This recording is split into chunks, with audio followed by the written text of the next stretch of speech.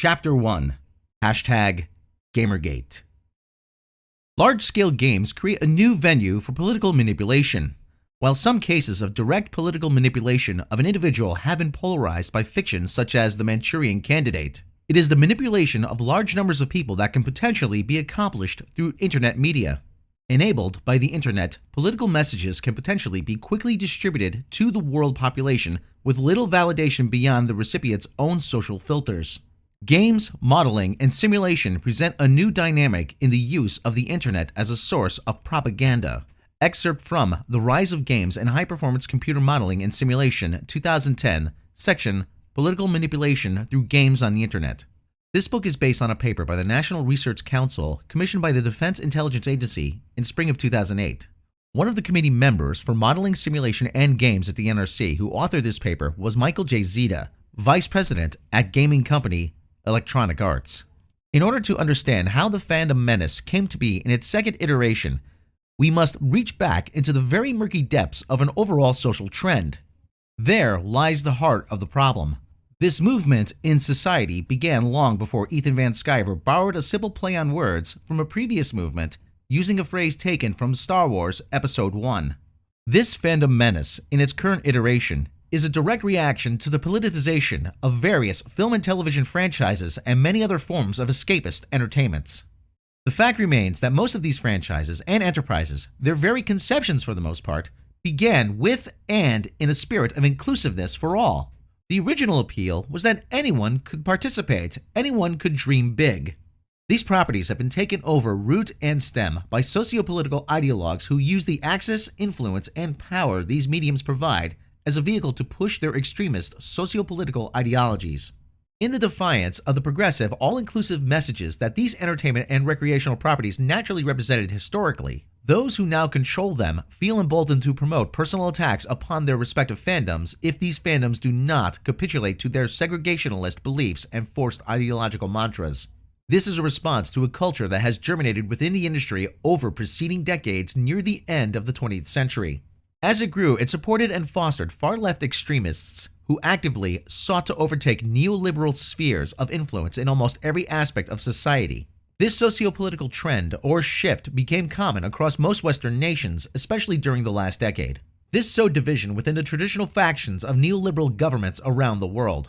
In the United States, for example, this power struggle between the democratically based factions has been active since the end of the George W. Bush administration. In Canada and other Commonwealth nations, social and political shifts took place rapidly in centers of education, which seamlessly and quietly shifted into social engineering almost imperceptibly. The advent of the internet or digital age created an environment where any individual's voice could access a massive network and speak directly to vast swaths of fellow people across the world. People had some power again. This was a very rapid progression that took place briskly over the final years of the previous century. Information is power, and governments everywhere in the West quickly began to understand the need for control in this new age of information. Studies were commissioned, social science was applied, and people with specific belief structures were strategically placed in technology companies to facilitate the control and flow of information. People who voted for the current president who do not agree with our definition of fairness. We're also training our algorithms. If 2016 happened again, would the outcome be different? Elizabeth Warren is saying that we should break up Google. And I love her, but she's very misguided. That will not make it better, it will make it worse. Because now all these smaller companies who don't have the same resources that we do will be charged with preventing the next Trump situation. It's like a small company cannot do that. Jen Janai, Head of Responsible Innovation, Google, 2019. Source material from Project Veritas, Insider Blows Whistle, and Exec reveals Google plan to prevent Trump situation in 2020 on Hidden Cam.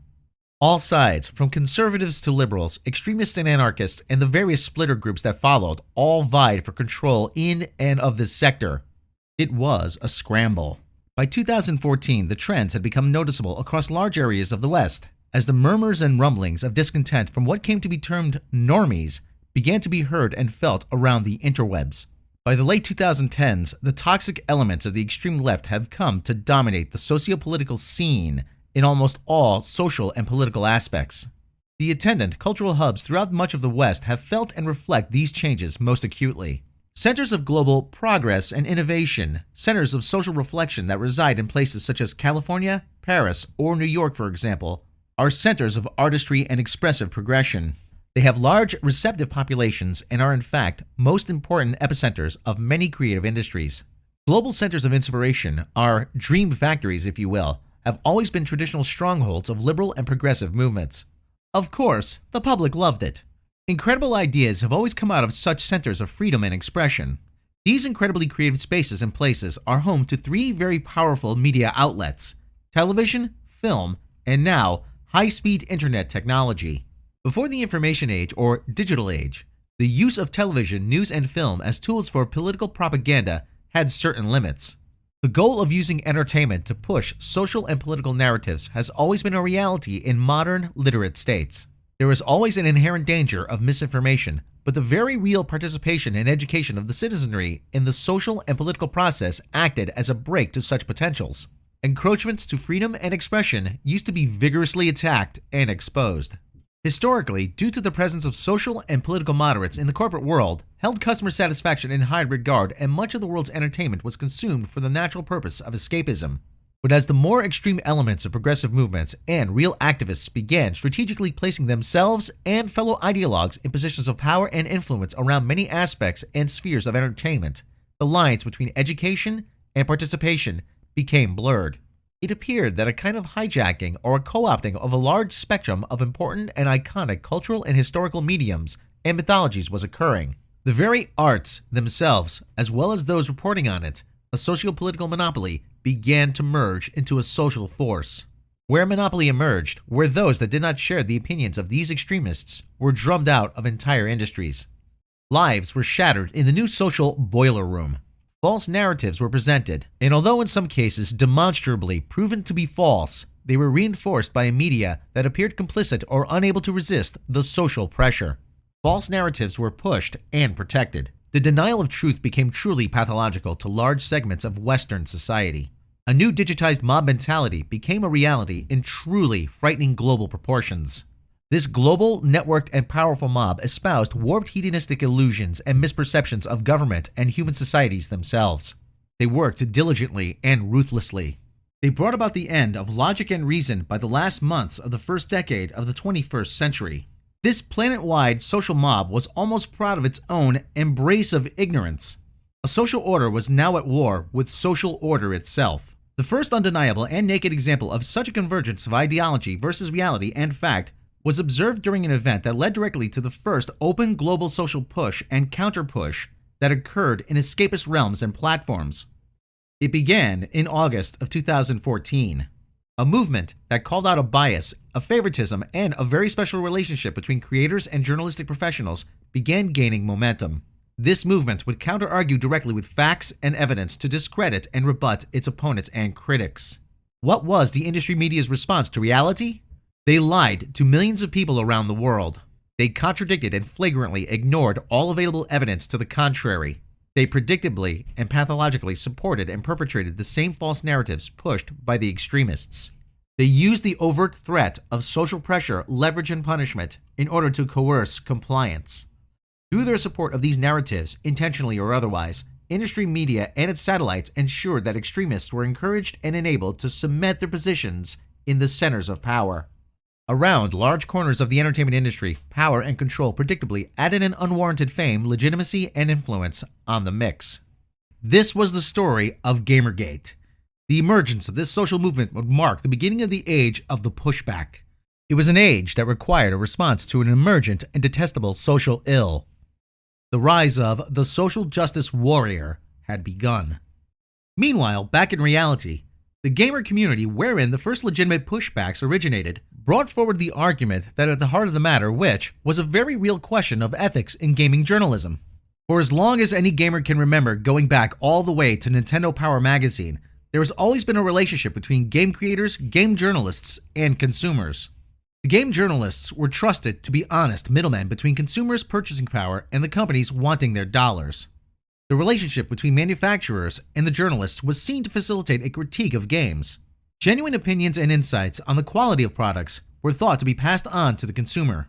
It was understood to be an important facet of journalism, no matter the subject matter, that an impartial bias be readily observed to encourage trust and connection with the reader and a real demonstration of an inherent value in information and knowledge. This was an understanding that had been built on a perceived trust, and when that trust appeared to have been violated, there was a response. There have been previous incidents that could be referred to that would have served to demonstrate that some gaming companies did indeed have some conflicts and unethical influence over the opinions of gaming journalists. At that time, the significance of such a revelation did not register at all. On one such episode that preceded the hashtag Gamergate by a few years was the firing of Jeff Gertzman in 2007 from GameSpot, where he had been editorial director. Before his release from GameSpot, Gertzman had released a less than glowing review of a game called Kane and Lynch. This game was published by a company called Eidos, which had used GameSpot to heavily advertise the game. This created a publisher pushback that threatened to pull advertising revenue from GameSpot due to this poor review. Gertzman was browbeaten for several months at GameSpot before the issue fell silent, only to be fired from his position after the controversy had calmed. He was told by the management team that they could no longer trust him in his role as editorial director. In 2012, Gertzman had this to say about the incident. "We did what an editorial team does. We did what we were supposed to be doing. We reviewed games, we instructed people about the quality of games, and we were completely honest." This management team buckled when faced with having a lot of ad dollars walk out the door. Jeff Gertzman. On August 16, 2014, a programmer named Eran Joni published a blog called The Zoe Post. The publication was essentially a blog post detailing his relationship with a game developer named Zoe Quinn. The chronicles from Eran's post were essentially the reasons from his perspective behind his failed relationship with Zoe Quinn. His commentary was backed up with screenshots of conversations between the two. He stated reasons, including accusing Quinn of being unfaithful, of lying and manipulating him through the course of their relationship. One of the subjects in this post centered around the accusation that Quinn had been having an affair with game journalist Nathan Grayson, a writer for Kotaku, among others. It was posited by Eran that Zoe had engaged in such affairs in order to secure favorable reviews for her game Depression Quest. Grayson had indeed given her game favorable coverage, as well as an interviewing with Quinn on the YouTube channel Rock Paper Shotgun. One of the many interesting insights that were revealed in this somewhat personal expose was the mindset and perceptions of Quinn. Quinn was also already on the record and had previously espoused publicly on social media the philosophy that cheating is wrong. Zoe had up until this point been touted as a leading voice of feminism in gaming. One of the publicly displayed conversations she had with Eran refers to one of the various other men with whom she had also been having affairs. The other man was Jason Boggs, Quinn's employer at the time. Hypocrisy and disloyalty is a no never mind to the Zoe Quinns of the world. As would be expected, Zoe had no issue first trying to ignore and then to later deny her own destructive and contradictory conduct publicly. Her immense follower count ensured any critics received everything they deserved. Her personal choices and her unscrupulous behavior don't have anything to do with anything, alright? She was apparently sleeping with her boss, himself married, while she, for her part, was betraying her own partner at the time. Some of the screenshots of some rather spicy conversations in the Zoe post. Quinn begs Joni not to contact Boggs' wife with any of the information concerning their affairs. Within days of its publication, the story was being covered everywhere on the internet. Quinn has already made a name for herself in the gaming community before this exposure, not for her work, but for unfounded accusations of harassment that had been made against a website called WizardChan. The accusations were easily disproven, yet industry media again ignored all available evidence to the contrary and ran with the overarching narrative that sexism was rampant in the gaming community. Several game journalists, including Nathan Grayson, published articles not about games, but in support of this false narrative. He used the platform to preach social doctrine at gaming consumers. By this point, the Zoe post had become a spotlight. This person had used her influence and her connections in order to generate social sympathy for a monster in the closet that was purpose-built by her to mask her own failures and shortcomings. She appeared to be using an entire industry as a shield from scrutiny and criticism. One of those who called out Quinn's lack of moral fortitude was a YouTuber by the name of Mundane Matt, who published a video about his thoughts on the matter and done in the way of an overview of the situation. This video was a review of some of the information contained within the Zoe post and featured his take on the entire affair. The video was copyright struck and taken down due to a claim that an image had been used from the game Depression Quest without permission.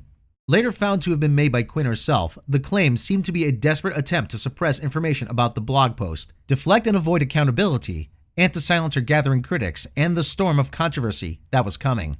YouTube would not be the only platform to bend the knee in this regard. Reddit, 4chan, and even Something Awful forums began to censor threads that contained discussions about the Zoe post. The reasons for these deletions are still unknown. At the time, the mainstream industry media and those who soon would become known as shill and garbage tier websites refused to address the concerns of ethics in journalism regarding the gaming community. Grievances were suppressed and ignored. Quinn was treated as the stereotypical damsel in distress. The gaming industry's media completely ignored the issue of trading sexual favors for positive game reviews. It deflected and pivoted away from its support and conveniently disregarded the favoritism, the biased and the untruthful perceptions, and the social tensions generated because of it. The gaming community was incredulous. Industry media instead chose to provoke and antagonize the gaming community at large with labels, social punishment, and bully tactics used in conjunction with false and vaguely defined blanket accusations of sexism and toxicity. These journo activists, as they became known, were more interested in pushing social justice than informing consumers about upcoming products and development in the game industry. Instead, the position they held as industry insiders was used as a demonstration of their legitimacy in pushing ideology that has nothing to do with actual justice, dogmatic rhetoric, and sociopolitical propaganda instead of giving exposure to video games. Even as more and more evidence of Quinn's dubious nature, behavior, and past continued to come to light, it was ignored outright by industry media everywhere. And then, the point of it all came. A precedent-setting organization was created by a partnership between Colombian media developer Autobotica and Canadian organization Empowered Up. The Fine Young Capitalists Corporation was created. This company was founded with the goal of helping women and other underrepresented groups to get more involved in the industries of video game design and creation. The Fine Young Capitalists began a competition for women pitching game ideas that would later be given to artists for storyboarding. Through this competition, votes would be cast to determine a winner. Which of the ideas had the most merit for possible distribution to the wider gamer community? This was the question. The winner would also receive 8% of the profits, with the remainder going to charity. Zoe Quinn, who by this point had cemented herself as a feminist social justice warrior, began to actively criticize and attack this group. She encouraged supporters by her tacit approval of their rabid outrage. Public attacks on the Fine Young Capitalists mounted. By this stage, building quietly for the past few years, all the talk about women in gaming had supported the false narrative that all gamers were misogynists and toxic. She fucking doxed me, ruined a production for women, refused to contact us, and is currently taking money for a game jam with no start date, no location, and no judges. She was like, "Why do you expect women to work for free to make games?" We said, "Well, they get 8% of the money as royalties and they just have to give an idea. Other people will make the game and the profits go to charity. Doesn't matter, it's oppressive." She started a fucking Twitter storm, crashed our website, got my personal information doxed, got us banned from Twitter. We emailed reporters what's up, and they're like, "Duh, if Zoe says it's oppressive, it must be true. Maybe you should give her money for Rebel Jam, which has no start date, location, or any other information, but totally isn't a scam." This happened at 3 major online publications. We literally said we'd pay her to consult on future projects and we'd close down the contest if she would explain to us what is exactly offensive. No response at all unless a reporter contacted her and then she's the victim. All this information is fucking online. The pitches are online. We did everything we said, but no journalist will publish the story. Please vote. Even if we don't raise the money, if we show there is enough interest, we can get the winner a grant to make their game. I am literally making no money on this contest. I just wanted to focus on something other than women being oppressed. I wanted to show that they made good games, and everyone said, "That's not what women in games want to talk about." Silly Slater, the Fine Young Capitalists. This falsehood had given people like Quinn a platform for fame, built up on a mainstream support and distribution of these misrepresentations that she herself, along with others, had helped to create and distribute in the first place. So, while Quinn was espousing lies about sexism in gaming on one hand, she was apparently having sex with 5 other men behind her boyfriend's back. She conceivably behaved in such ways for professional favors and was able to use a large following to deflect criticism and scrutiny away from her deplorable behavior. She also graced her follower count further with her co-opting of the transgender community to buttress herself as a kind of shield for her own toxicity to those around her. For years, money, attention, and ad clicks were being generated by perpetuating the idea that gamers were inherently sexist and toxic. As more activist SJWs harassed the Fine Young Capitalists seemingly in defense of Zoe Quinn, another group came to the rescue. Anonymous gamers from website 4chan began Operation Chemo. The operation's primary directives and goals follow. 1. Support the fine young capitalists. 2. Donate to Indiegogo. 3. Spread the word and encourage backers. 4. Expose activist SJW hypocrites. 5. 4chan to actively support women in gaming. Even as activist SJWs continue to aggressively threaten and personally attack the Fine Young Capitalists project online, their bullying ultimately failed. At the Fine Young Capitalists, it disgusts me that you guys are letting 4chan misogynists contribute to your cause. Shame on you. Ariel Connor, Twitter, August 21st, 2014. The Fine Young Capitalists succeeded. The initial goal of $5,000 was surpassed. The anonymous campaign to help support women in gaming helped to raise $71,496. A group of people who had been labeled for years by journal activists, third-wave feminists, and SJWs as evil sexists united and helped to raise the funding necessary for this project to continue to fruition. This episode not only exposed activist SJWs as hypocrites, but showcased the blind dedication and delusions their hate-filled ideology encourages to a truly global audience. A project that had sponsored a woman's creative vision, the very career skills of women being celebrated, with almost all the profit going to charity, had been attacked in an attempt to have the drive shut down. This was done by third-wave feminist sociopaths who declare themselves to be righteously defending virtue and morality because, reasons. It was a truly inspirational story that activist SJWs had done everything in their power to defeat. From this inspirational period, the character of Vivian James was born. This was someone that not only represented equality, but the voices of all gamers from all regions of the world. One would have thought that by this point in history, SJWs would have been called out for the social disease that they were, yet this book has only just begun. One of the steadfast roles of the SJWs is to maintain and perpetuate the living victimhood narrative. No matter what harm an SJW causes to others, they are always able to justify their behavior and actions as a result of having been the victim of some obscure, anecdotal, and philosophically based oppression. In this way, they are always able to project terrible behaviors and perceptions onto others while excusing and validating their own at the same time. Somehow, this twisted logic is a form of common sense to these individuals. The causes must follow the pattern of the narrative. Such one-size-fits-all buzzword salads must include systemic racism, the patriarchy, victim status, oppressor status, political or social affiliation, or any one of the myriads of reasons used by activist SJWs to justify their behaving as complete pieces of soulless shit. The most basic tactic employed by the activist SJWs is to blame their detractors with the very ills they themselves display. This was known in the later part of the 20th century as the "I know you are, but what am I" method of rebuttal. This method was frequently utilized and commonly practiced by kindergarten-aged children who had no faculty or recourse to sarcasm, intelligence, or even wit. Activist SJWs utilize these infantilistic pseudo-neo-tantrums when labeling, harassing, or attacking those who do not share their ideology. Frequently, these outbursts end with a hostile swarming of the perceived oppressors by the allies of the self-described victim of the imagined and fabricated insult. And so, as the internet was reading all about Quinn's targeted harassment of the fine young capitalists, another false yarn of a narrative was being weaved. Hopefully, it would be one that could distract the public from Zoe Quinn's own behaviors and get the false narrative about evil, toxic gamers back on track. Cue the circus music. On August 19, 2014, Quinn claimed that her Tumblr and Twitter accounts had been hacked. Zoe claimed that she had been doxxed by the anonymous gamers who had been helping to fund the fine young capitalists' Indiegogo fundraising work. Within a short time, however, this post was mysteriously deleted by Quinn, but not before it had been archived. A fellow Tumblr user by the name of The Spectacular Spider Girl pointed out several inconsistencies within Quinn's story. She indicated that it appeared that Zoe had fabricated the incident and portions of the Doxxing Affair. Some of the information offered as proofs included phone numbers contained in the alleged Tumblr dox post, which were not connected in any way whatsoever with Quinn. How could Zoe Quinn be under threat from the reveal of information that was not even her own information? It was not her phone number. How was this doxing? What was Zoe Quinn playing at here?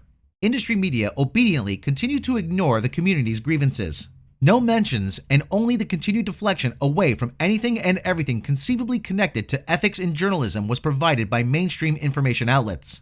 There was not a single utterance concerning the amazing involvement of the anonymous community who had helped to raise awareness and almost $100,000 assisting the fine young capitalists' Indiegogo for women's charities. Nothing reflected the actual reality on the ground, and there was no possibility that any portrayal of the wider gamer community could ever be reported with any kind of accuracy or in any kind of positive light whatsoever. Instead, institutional media droned on and continued promotion of the false narrative of sexism and toxicity in gaming. The mainstream completely ignored the factual stories and trained its attention instead on the unsubstantiated allegations of harassment and victimhood made by Zoe Quinn. Breaches in ethical journalism continued to be exposed, however. These included Kotaku journalist Patricia Hernandez, who wrote multiple times in favorable terms on behalf of a game developer who was also a close personal friend. Kotaku writer Nathan Grayson gave a game called Sound Self a glowing review and promoted it several times on Kotaku. This game had been developed by Robb and Arnott, a friend of Grayson. A fact Mr. Grayson does not disclose at any time during any of his exposé of Sound Self. Both Hernandez and Grayson never thought to recuse themselves from rating their friend's work. Is that game journalism? By this point, a distinct pattern in the shaping of not only the products that were offered to the culture of gamers, consumers, and enthusiasts, but from the efforts that emerged to shape perceptions and behaviors. These things didn't have anything whatsoever to do with the games themselves, the consumers who enjoyed them, or even the industry that created them. What we started to see was ideologues and social authoritarians who had worked their way into positions of influence and control, harnessing industry. Once firmly in control, they projected social engineering and ideological messaging onto the general population with the aid of the industries whose energies these subversives now direct. Moreover, I question how useful gamer as a term is to the broader goals of feminist game studies. I use insight offered by critical theories of identity primarily from a feminist and queer political critique of identity categories to disentangle the mechanisms by which gamer identity is formed. I do this not toward the end of reforming the category. Adrian Shaw, June 1st, 2013. Excerpt from Ada, a journal of gender, new media, and technology. Article on not becoming gamers, moving beyond the constructed audience. Adrian Shaw is an associate professor in Temple University's Department of Media Studies and Production. Shaw received her PhD in 2010 from the Annenberg School for Communication at the University of Pennsylvania. While there, she studied and was involved with programs concerning the intersections of new media, minority representation, and qualitative audience research. Shaw has co-edited 3 anthologies: Queer Game Studies, 2017, University of Minnesota Press; Queer Technologies, Affordances, Effect, Ambivalence, 2017, Rutledge and Interventions Communication Research and Practice, 2017, Peter Lang. Why do we see such tensions between academics and game designers? Less of an issue with indies, but there are always some people in the industry that have similar questions until industrial logic takes over, and how we can better intervene in industrial logic to disturb that process. How can academics bridge the gap to the industry audience to help them do different work? How can we disrupt the capitalist norms that facilitate this? Adrian Shaw, August 2014. The Playful is Political, a fishbowl conversation on identity and diversity in the game culture. She is the author of Gaming at the Edge, Sexuality and Gender at the Margins of Gamer Culture. As of 2019 through 2020, she will serve as interim director of Temple's new graduate certificate in cultural analytics. On August 27, 2014, Hollywood actor Adam Baldwin coined the phrase #Gamergate in a tweet. This not only solidified this movement under one banner, but it gave a measure of credibility by its very mention. So far, this gamer collective's grievances about game journalism ethics were being largely ignored and replaced with false accusations of sexism and racism. With Baldwin's recognition of the real issues involved, there was a moment of hope that this would propel the actual argument to the forefront. Instead, a very ominous and overt propaganda campaign ensued.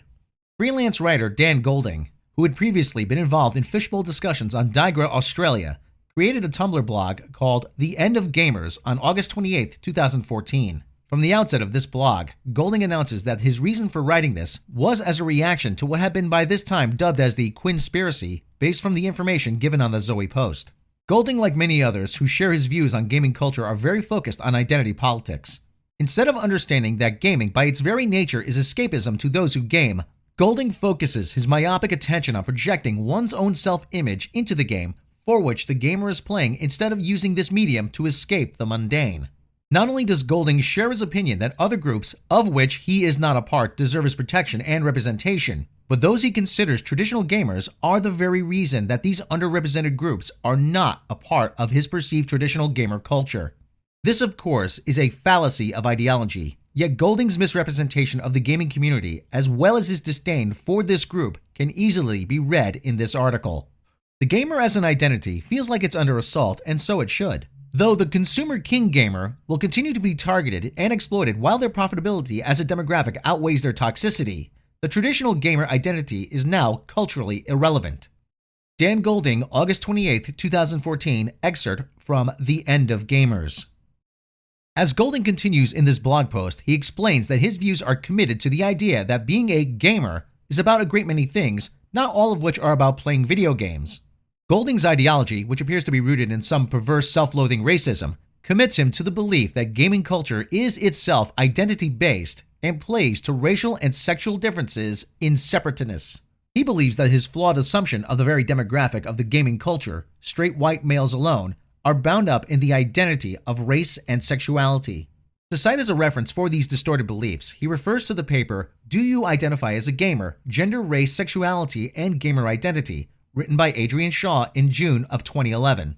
However, again, as with her 2013 paper, this June 2011 article is a rehash of an even earlier paper written in January of 2011 called He Could Be a Bunny Rabbit for All I Care: Identification with Video Game Characters and Arguments for Diversity in Representation.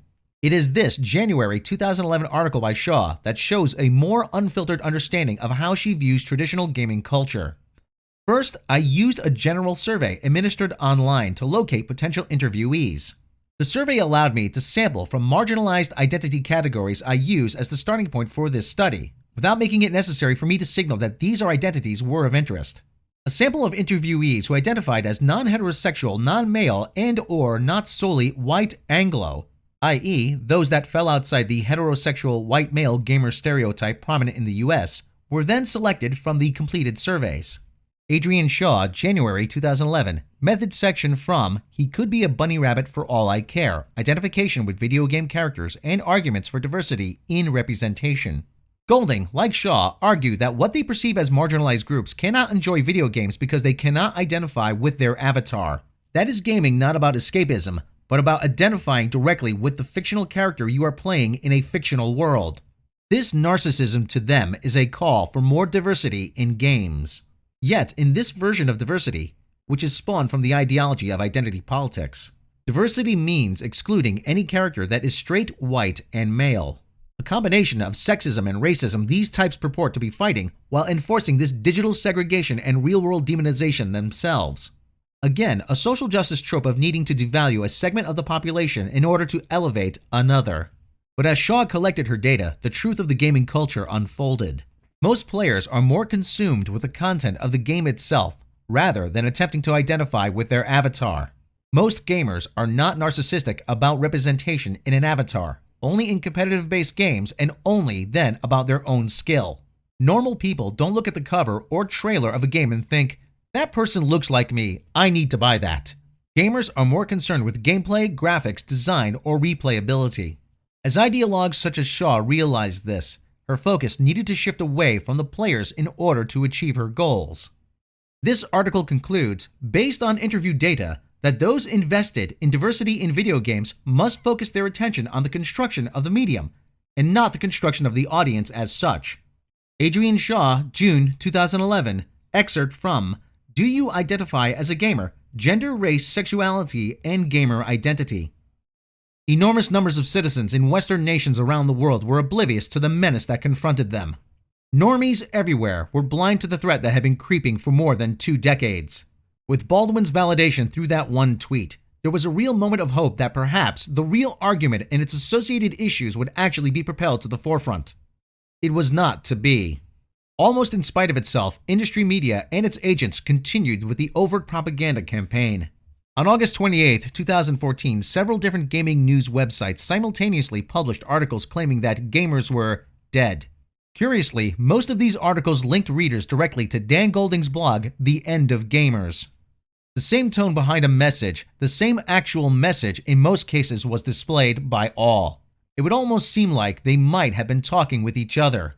Mysteriously, simultaneously released articles featuring shameless defenses of the unethical behaviors being exposed in the industry bombarded multiple forms of media. This was an obviously coordinated effort by the same institutions which the gaming community had attempted for so long to hold accountable and to force a higher standard. The unethical and questionable behavior of these industry experts was the reason behind this whole mess. Below you will find a brief sample of some of the various entities associated with the whole fiasco. Gama Sutra.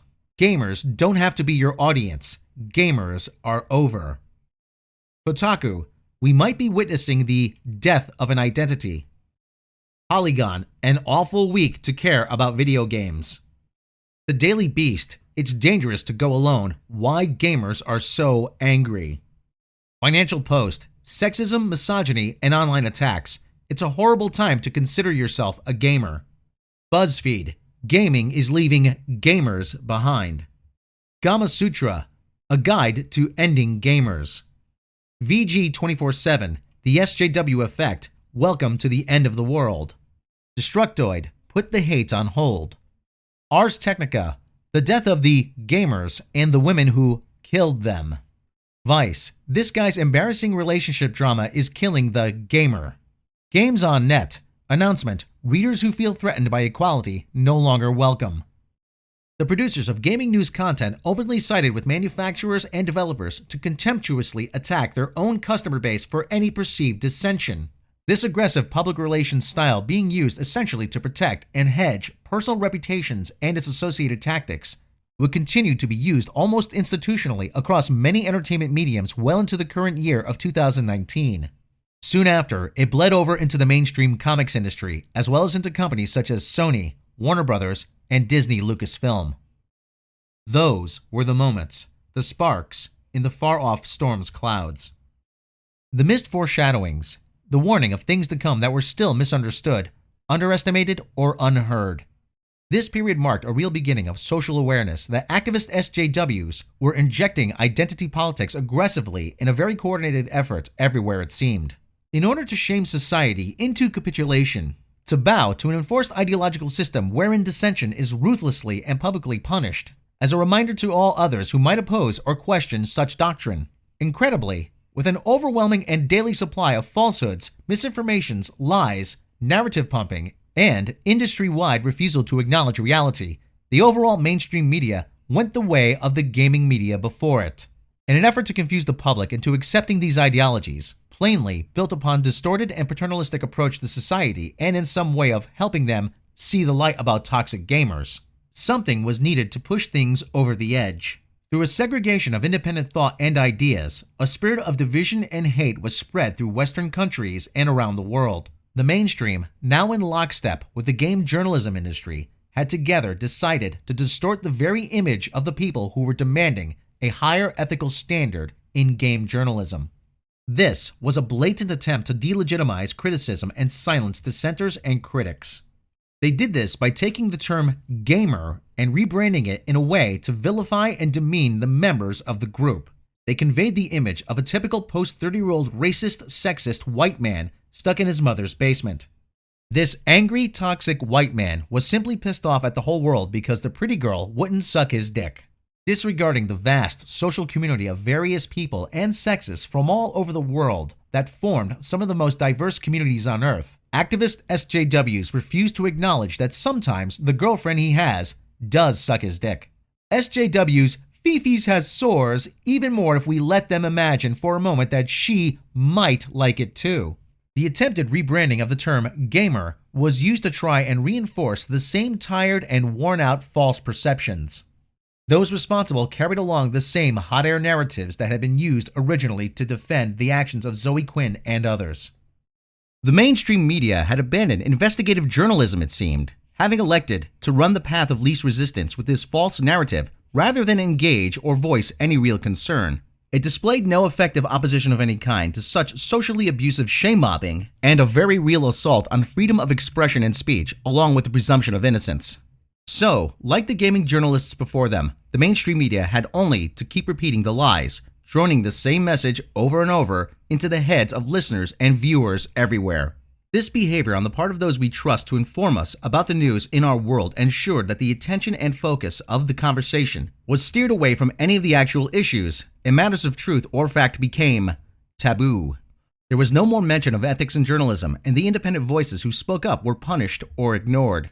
The backlash created by such distortions, insults, and assaults was then conveniently co-opted by the same outlets in the mainstream media. In conjunction with online media, they used consumers' outrage as the proof about the toxicity of the community it had just designated a target and abused. What luck! Since supporters and fellow ideologues also held prominent positions in various entertainment and media positions around the sprawling global industry, it was virtually impossible for average people anywhere to hear anything resembling the truth of the situation culturally. The apathy and confusion generated by such a cutoff of information created a lack of response that created a window for activists to cement the ground they had acquired. They were entrenched. It was as if a sort of secret global infection had poised itself at important control and access points everywhere along our planetary information streams. Of course, the gamer community was still pissed. The culture of gamers was made angry intentionally through constant social attack and vilification. It was and is relentless. Gamers weren't inherently angry. They had been pushed into a corner and made angry through ongoing provocation by mobs of media-supported bullies. After staggering a bit, the community was upswinging hard and they weren't happy about the way they had been treated. The media misrepresented this anger instead of describing it as the backlash it was, misdirected. Again, predictably brilliant. In 2010, a group of American journal-fascists were found to have been colluding together on an online forum called The Journalist.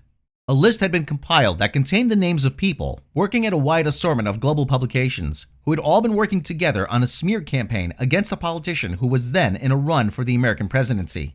We both, Marco Mulitsas Zuniga, worked on Howard Dean's campaign and, after the election, our initial impulse was to bring about change inside the structure of the Democratic Party as an organization. So we were both at the forefront of pushing for Howard Dean's movement into the DNC. And that really gets to the heart of what we talk about people-powered politics, which is people at the very local level becoming engaged in political participation. And in many ways, it's the technology that allows that to happen. And we basically made a statement that if you guys don't go along with this, then, we're on the outside. We'll break in by asking you out of the party itself at the precinct level.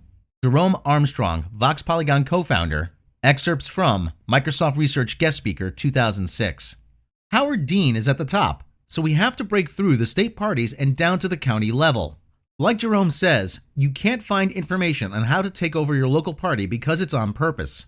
They don't want challengers, and they'd rather lose and carry their fancy little title because it makes them feel like big shit, rather than to actually have to work and do their jobs, which is to generate more Democrats and start winning some elections. Again, to us, it's all about technology. As far as I'm concerned, marching in the streets is useless. It's an old story and nobody cares anymore. A bunch of people in the streets. You'd think, don't they have something better to do with their time than to march in the street over some stupid thing? But a bunch of people get online and they exert pressure online, then to me, that seems more impressive. Or, because a lot of times, it's not one or the other. A lot of times, you create these narratives.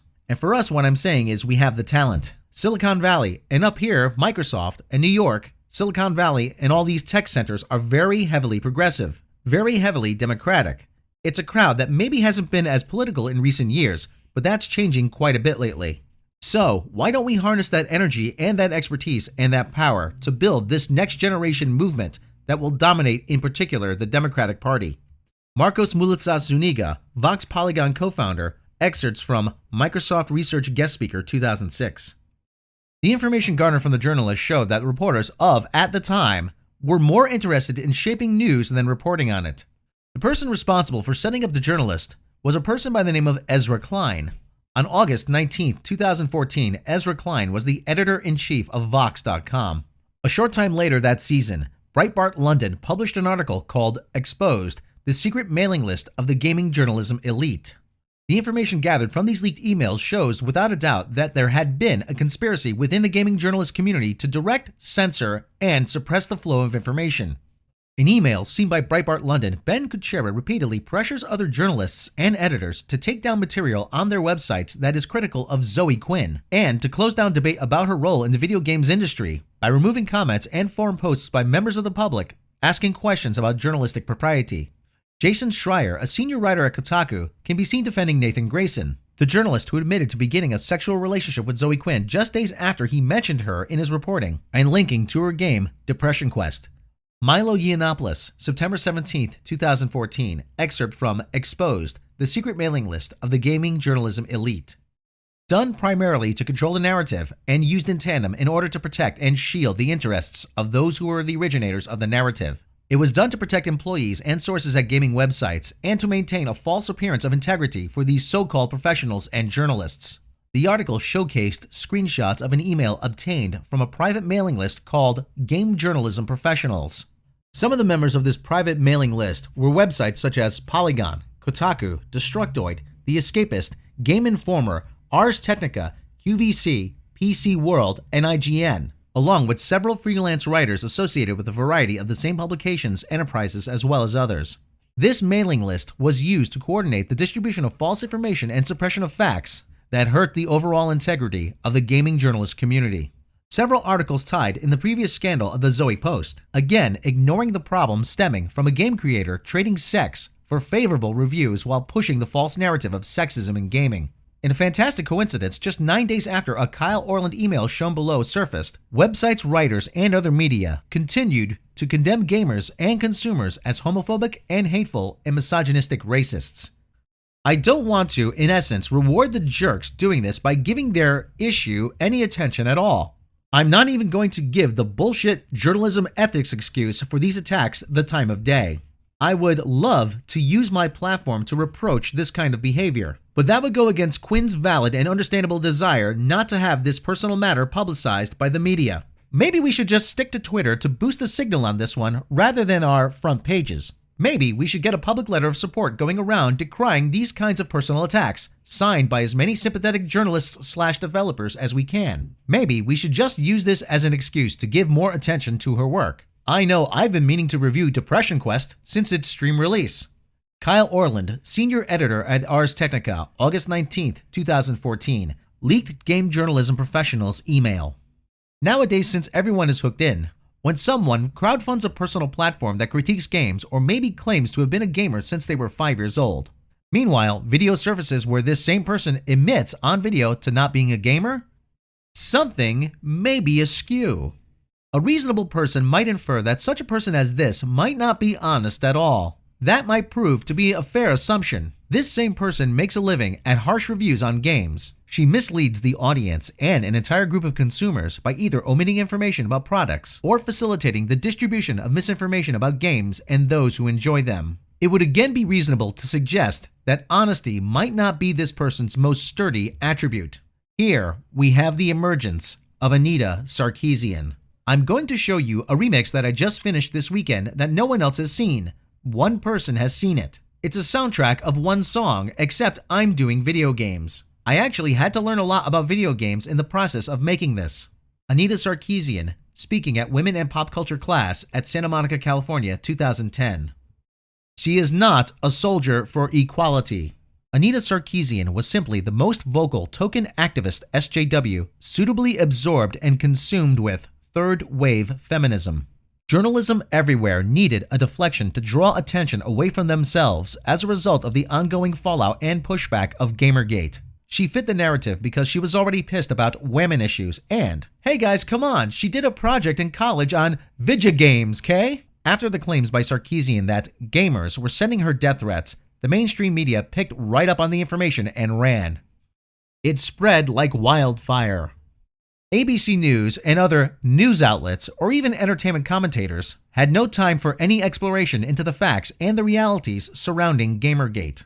If any mentions about the question of ethics in gaming journalism arose, it was presented dismissively in a contemptuous and belittling way. The delivery of any response was intended to only shame those in opposition into silence and social exile. These steps, this masquerade, was merely an attempt to blur the conversation. The truth and hilarity of nefariously dishonest people like Quinn or Sarkeesian claiming harassment and victimhood after having provoked and insulted hundreds of millions of people all over the world was completely lost on the mainstream. Again, the willful ignorance was worn as a badge of honor and nobility of character miraculously enough. Acceptable forms of expression on the matter across all platforms included Anita's victimhood, her bravery, her strength as a woman, perhaps even her brilliance as a role model and a symbol of virtue to millions around the world. Those who provided a combination of those plugs were afforded the best access, most lengthy coverage, along with resulting ad returns from outrage clicks. It was nauseating, actually. Seriously gross. It was so hard for someone like her to get anywhere in the gaming industry. Why? Women haters. That's why. It certainly couldn't have been her manufactured victim narrative and her horrifyingly obnoxious tendency to self-righteously wave her finger in the faces of hundreds of millions of people around the world without even the slightest whiff of grace, humility, or, God forbid, real shame. Anita Sarkeesian portrays harassment and online bullying as something that is exclusively a women-only issue. Ample evidence and common sense tell any normal person looking into this ridiculously farcical situation otherwise. As you would expect, in all the time from 2014 until the writing of this book, Sarkeesian has never debated a single detractor. She has never had any interviewer ask her tough questions. She is treated like an SJW darling. Her statements have never been questioned. Her positions and perceptions have never been arguably or credibly confronted. This has not only weakened her opinions and ideals, but reinforced the echo chamber of her identity politics for herself and for her followers. She discredited her own position through her lack of engagement and her furiously rabid followers' hostility to her critics. This was a case of a person being at the right place at the right time. She was conveniently needed and almost purpose-built for the job. The overwhelming proof the Zoe post presented about mainstream ethics and collusion in journalism had to be put down. The whole fiasco was laughable, since the more they dug in, the more obvious their motives became.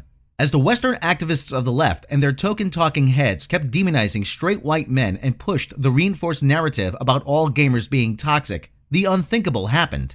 To a point, the media had succeeded in its ruse.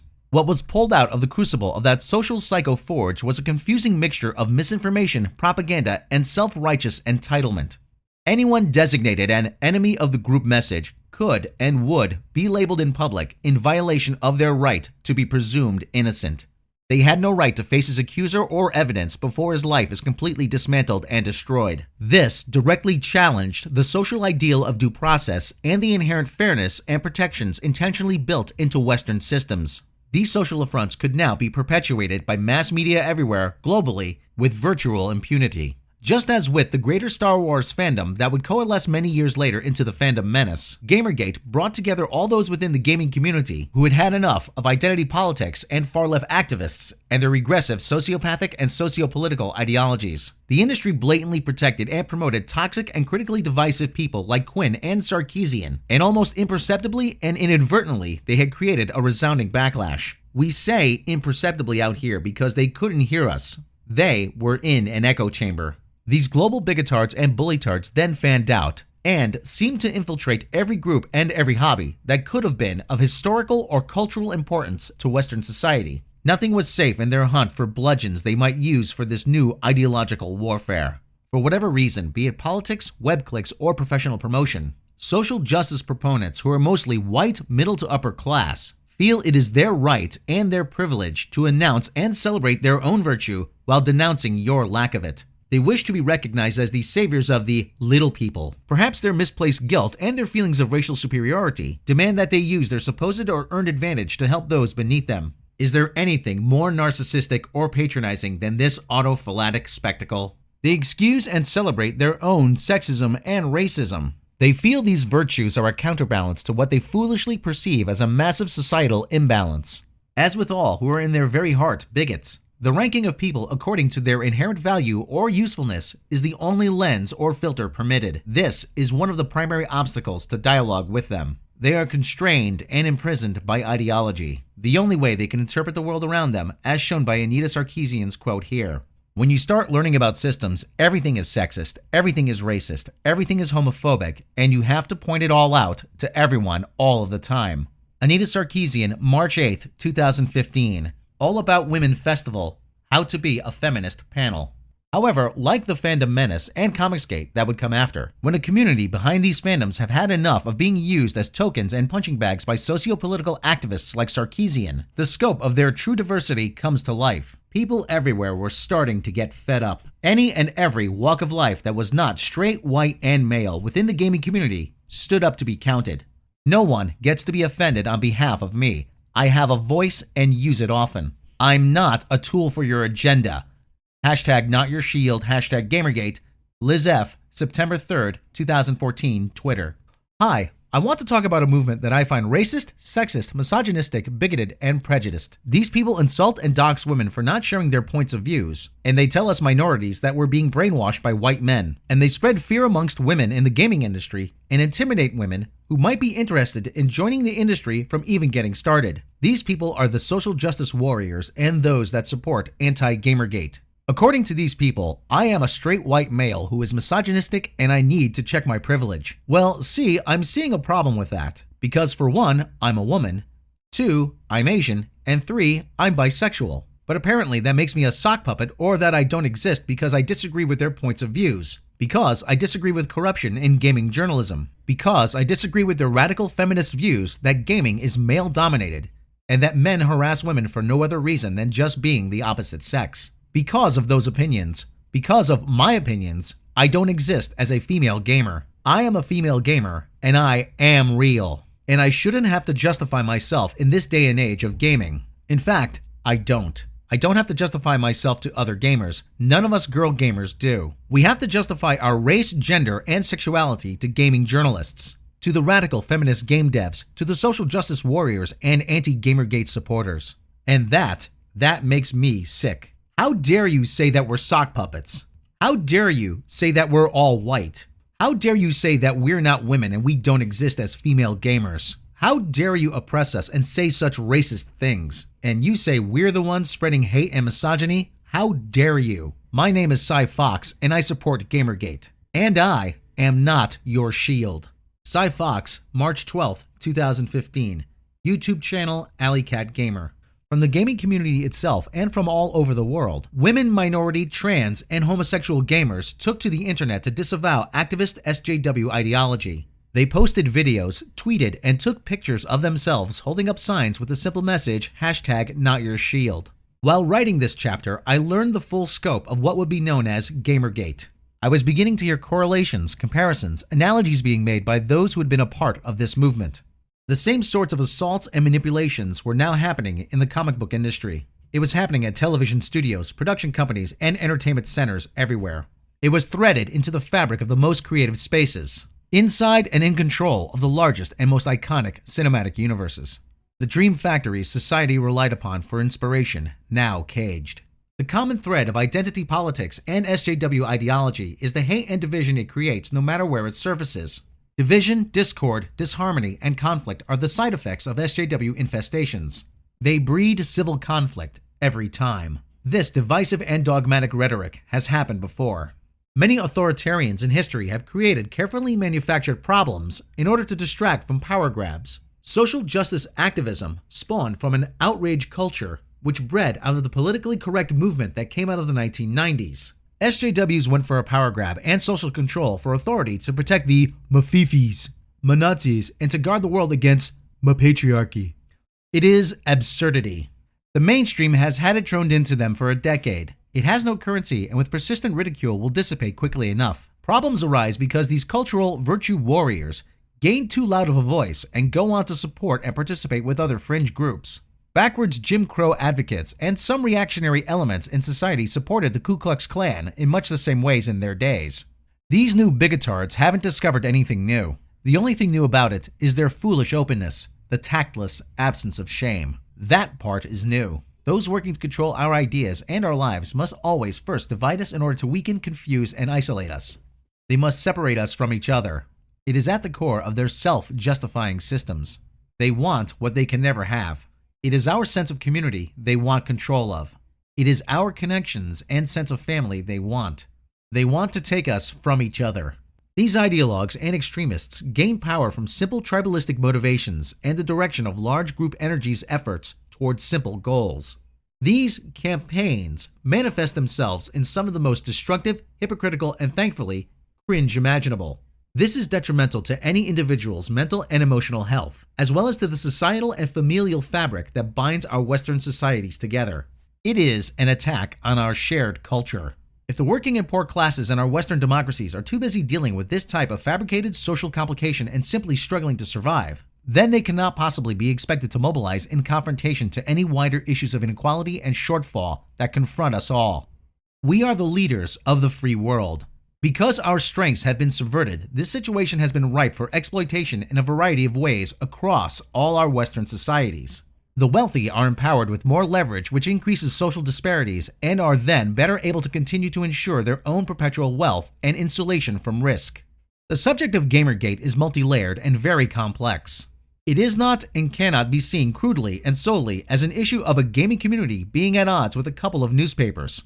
The primary grievance of the gaming community manifested itself as outrage against the shitty behavior and terrible ethics in journalism everywhere. Gamergate was a cork coming out of a bottle. The complexity manifested throughout our wider culture as a result of the events and insights gained through Gamergate. The shift effectively demonstrated that there had been an ideological agenda-initiated activism working from within the centers of our cultural landmarks. Radicals who wished to have more influence in mainstream affairs found strange bedfellows in those residing in Silicon Valley and those who were intent on regulating the flow and control of information. Some colluded to affect and illegally influence the outcome of elections around the world. This wasn't video games. This was abuse of the public trust on a massive scale. It began over something as mundane as the exposure of the dirty laundry left sprawled out around the internet. It kind of happened like an embarrassing mistake if you really think about it. Leftist professors in the 2000s used their teaching positions to indoctrinate students with reckless, radical, dogmatic, and misinformed educations. By 2014, these former students from all over our Western nations, having found small positions of influence sprinkled all over and within the aspects and corners of our mutual Western culture and industry. Gamergate was a backlash to this shift or trend in the infestation of radical ideology in cultural entertainments and institutions. Eventually, its principles and ideals would flood across most of our cultural landscape and cause another industry shaking cultural backlash, later known as Comicsgate. Due to social and political motivations, even as the comic industry fell ill and began to hemorrhage money due to a lack of interest in woke comics, they were enforced to drudge on due to ideology. Delusion is the pathogen of social justice. This in turn has spread further, infecting both television and Hollywood as if the previous lessons had not been learned. Normal, free-thinking people do not support woke narratives. SJW activism is a culture built on bigotry, protected by the media, and fueled by delusional, contradictory, and dogmatic beliefs. Did they think they can continue unopposed forever? Just as with any other restrictive times at any point in history, when an oppressive lever on society relies on personal shaming and is marked by constant vicious infighting, a limit will be reached. A tide turns. The cultural pushback to this activist pressure in worldwide entertainment studios did manifest itself eventually. It is known as the Fandom Menace.